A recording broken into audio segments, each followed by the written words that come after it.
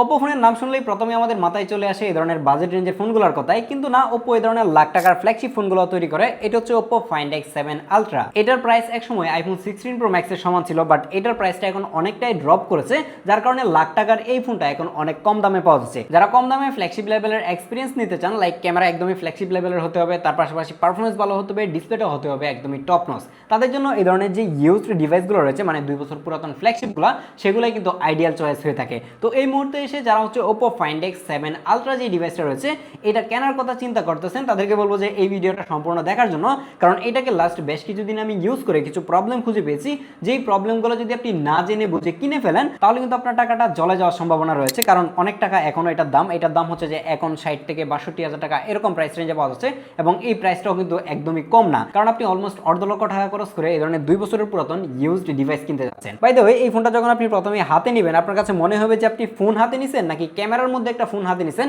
এটা নিয়ে একটু কনফিউজড হয়ে যাবেন। কারণ এটার ব্যাক সাইডে দেখেন যে বিশাল বড় একটা ক্যামেরা বাম্প রয়েছে, এবং এই জায়গায় 4টা ক্যামেরা ইউজ করা হচ্ছে, তার মাঝে 2টা পেরিস্কোপ টেলিফোটো লেন্স। এগুলো নিয়ে আজকের ভিডিওতে বিস্তারিত আলোচনা করব। তার আগে স্পেশাল থ্যাঙ্কস দিতে হয় গেমার সাইটকে আমাদেরকে এই ডিভাইসটা সেন্ড করার জন্য। আপনি যদি ওপ্পোর কোনো ফ্ল্যাগশিপ ডিভাইস অথবা ইউজড আইফোন অথবা ম্যাকবুক কিংবা ম্যাক মিনি এ ধরনের কোনো প্রোডাক্ট কিনতে চান, অথেন্টিক প্রোডাক্ট পাওয়ার জন্য অবশ্যই এই গেমার সাইটের সাথে কন্ট্যাক্ট করতে পারেন। তাদের ব্যাপারে সকল কিছু ডিটেল আমি ভিডিও নিচে ডেসক্রিপশনে অ্যাড করে রাখবো, যাতে করে খুব ইজিলি আপনারা তাদের সাথে যোগাযোগ করে এই ধরনের ফ্ল্যাগশিপ ডিভাইসগুলো কালেক্ট করতে পারেন। তো চলুন শুরুতেই কথা বলা যাক হচ্ছে এটার ক্যামেরা নিয়ে। হ্যাঁ, এই ধরনের ইউজড ডিভাইসগুলো স্পেশালি যারা ওপ্পো ডিভাইসগুলো কিনবে এবং এই ফাইন্ড এক্স সিরিজের ডিভাইস কিনবে, তারা অবশ্যই ক্যামেরার জন্যই কিনবে, এবং এগুলা ক্যামেরা সেন্ট্রিক ফোনই, যার জন্য শুরুতেই ক্যামেরা নিয়ে কথা বলা যাক। এর ব্যাক সাইডে 4টা ক্যামেরায় 50 মেগাপিক্সেলের, এর মধ্যে হচ্ছে 3x একটা পেরিস্কোপ টেলিফোটো লেন্স রয়েছে, আর একটা 6x পেরিস্কোপ টেলিফোটো লেন্স রয়েছে। নরমালি আমরা কি দেখে থাকি এই ধরনের আইফোন যেগুলো রয়েছে সেগুলোতে একটা মাত্র পেরিস্কোপ লেন্স থাকে, পেরিস্কোপ তো আইফোনে থাকে না, টেলিফোটো লেন্স থাকে। তো সেই জায়গায় এসে এটার মধ্যে 2টা পেরিস্কোপ লেন্স দেওয়া হয়েছে,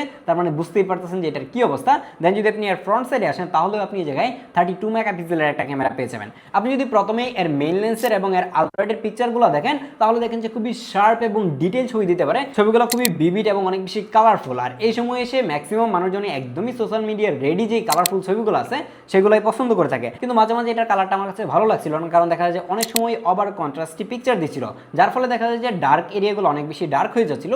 ডাইনামিক রেঞ্জ বেটার থাকার ফলে ওভার কন্ট্রাস্টের কারণে সেই ডার্ক এরিয়ার ডিটেলগুলো হারিয়ে যাচ্ছিল, একদমই ব্ল্যাক করে দিচ্ছিল।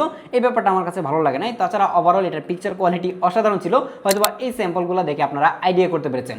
আপনি যদি এই সময় এসে নতুন অথবা পুরাতন কোনো একটা ডিভাইস 60,000 টাকা প্রাইস রেঞ্জে কিনতে চান, সেই ফোনগুলো ওপ্পোর এই ফোনের সাথে দাঁড়াতেই পারবে না। সেগুলো যদি 10-এর মধ্যে 10 পায়, এই ফোনের পিকচার কোয়ালিটি 10-এর মধ্যে 9 পাবে, কারণ এটার পিকচার কোয়ালিটিটা এতটাই ভালো ছিল। এর আলট্রাওয়াইড লেন্সটাও দেখলাম যে লো লাইটেও খুবই ভালো পারফর্ম করতে পারে, কারণ হচ্ছে লো লাইটে গিয়ে কোনো অবস্থাতে নয়েজ এবং গ্রেন ক্যাপচার করে না। আর মেইন লেন্স দিয়ে যখন আপনি লো লাইটে পিকচার তুলবেন তখন তো মনেই হবে যে এটা আসলে দিনের বেলায় ছবি তোলা হচ্ছে, এরকম একটা অবস্থা। হ্যাঁ, রাতের মতোই লাগে, বাট নয়েজ এবং গ্রেন যখন না থাকে তখন সেটা দেখতে অনেক বেশি ভালো লাগে, যদিও কিনা ছবি তোলার পরে একটু সময় নিয়ে প্রসেস করে, যেটা অ্যান্ড্রয়েডের একটা জাতিগত প্রবলেম বলতে পারেন। এর মেইন লেন্স এবং আলট্রাওয়াইড লেন্সটাকে সাইডে রেখে চলুন কথা বলা যাক 2টা পেরিস্কোপ টেলিফোটো লেন্স নিয়ে। এর যে 3x পেরিস্কোপ লেন্সটা রয়েছে সেটা দিয়ে অনেক সুন্দর সুন্দর পোর্ট্রেট ফটোগ্রাফি করা যায়। এগুলো দিয়ে তো আপনি নর্মাল মোড ফটোগ্রাফি করতে পারবেন, খুবই শার্প এবং ডিটেল পিকচার পাবেন। এর 3x এবং 6x দুইটা থেকেই ভালো পিকচার পাওয়া যায়। নর্মালি দেখা যায় যে পেরিস্কোপ লেন্সগুলো 5x কিংবা 5x এর উপরে হয়ে গেলে সেগুলোর শার্পনেস খুব একটা দেখে থাকি না।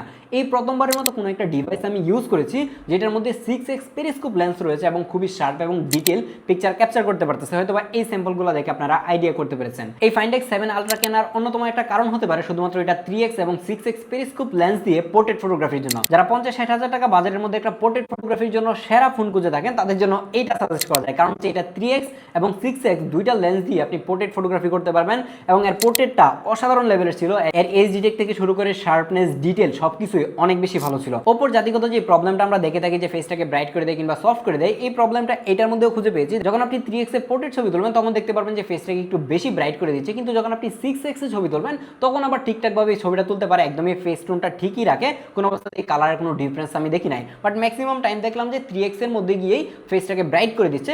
তাছাড়া এটার পোর্ট্রেট ফটোগ্রাফি নিয়ে কমপ্লেন করার কোনো সুযোগ নাই। এই স্যাম্পলগুলো দেখে হয়তো নিজেরাই আইডিয়া করতে পারছেন যে এটা থেকে কেমন লেভেলের আউটপুট পাওয়া যায়। এই 60,000 টাকা বাজেটে স্যামসাং এর কোনো ইউজ ডিভাইস কিনেন অথবা আপনি আইফোন কিনেন, সেগুলো এটার দ্বারের কাছে কোনো পাত্তাই পাবে না। দেন যদি আর ফ্রন্ট সাইডের ক্যামেরা আসেন তাহলে এটা দিয়ে অনেক সুন্দর সুন্দর সেলফি তোলা ছিল, হয়তো বা এগুলো দেখে বুঝতেই পারছেন যে কেমন লেভেলের আউটপুট পাওয়া যায়, খুবই শার্প এবং ডিটেল পিকচার দিতে পারে। এর ফ্রন্ট ক্যামেরা দিয়ে যখন আপনি পোর্ট্রেট ছবি তুলবেন সেগুলোর এইচডি টেক এবং ডিটেল খুবই ভালো রাখতে পারে, এবং ডাইনামিক রেঞ্জ অনেক ভালো ছিল।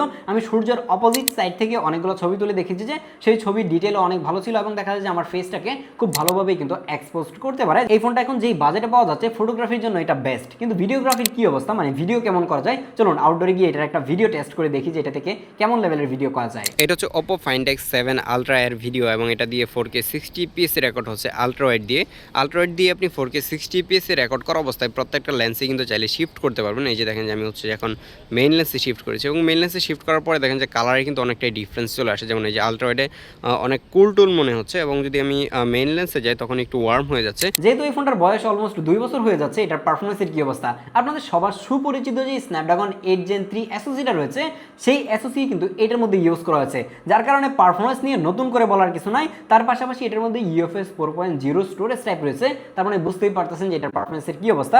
আপনি যদি এই মুহূর্তে এসে 60 থেকে 70,000 টাকা দিয়ে একটা নতুন ডিভাইস কিনেন, সেটার সাথেও পারফরমেন্স নিয়ে খুব ভালোভাবে কিন্তু এটা টক্কর দিতে পারবে। যে কোনো ধরনের গেম কিংবা রেগুলার লাইফে যেসব আমরা ইউজ করে থাকি সেগুলো একদমই বাটার স্মুথলি ইউজ করতে পারে, কোনো অবস্থাতেই প্যারা খাবেন না এবং পারফরমেন্স আশা করা যায় যে আরও 2 থেকে 3 বছর অনেক ভালো দিবে। যেহেতু এটা একটা লাখ টাকার ফ্ল্যাগশিপ ফোন, এটার মধ্যে অবশ্যই ফ্ল্যাগশিপ লেভেলের একটা ডিসপ্লে ইউজ করা হয়েছে। এই জায়গায় আপনি 6.82 ইঞ্চির একটা LTPO AMOLED ডিসপ্লে পাবেন। এই ডিসপ্লেতে 1 বিলিয়ন কালার সাপোর্ট করে, তার মানে হচ্ছে এটা একটা 10 বিট প্যানেল। তার পাশাপাশি 120 হার্জের হায়ার রিফ্রেশ রেট রয়েছে, ডলবি ভিশনের সাপোর্ট থাকছে, HDR10+ এর সাপোর্ট পাচ্ছেন। মানে একটা ফ্ল্যাগশিপ ডিসপ্লে থেকে যা যা থাকা দরকার সবকিছুই কিন্তু এটার মধ্যে রয়েছে। কিন্তু AMOLED ডিসপ্লের ক্ষেত্রে আমরা যেটা নিয়ে সবথেকে বেশি ভয় থাকি সেটা হচ্ছে যে এটার মধ্যে গ্রিন লাইন পড়ে যাওয়া, পিঙ্ক লাইন পড়ে যাওয়া বা ডিসপ্লে চলে যাওয়া, কিন্তু এই ধরনের কোনো প্রবলেমই আমি এটার মধ্যে খুঁজে পাই নাই। না পাওয়ার আরেকটা কারণ হচ্ছে যে এই Find X7 Ultra বাংলাদেশে ইউজারই কয়েকটা, তো সেই জায়গায় আসলে কার প্রবলেম হচ্ছে না হচ্ছে সেটা তো আর খোঁটায় বাইর করার মতো সময় হয় নাই।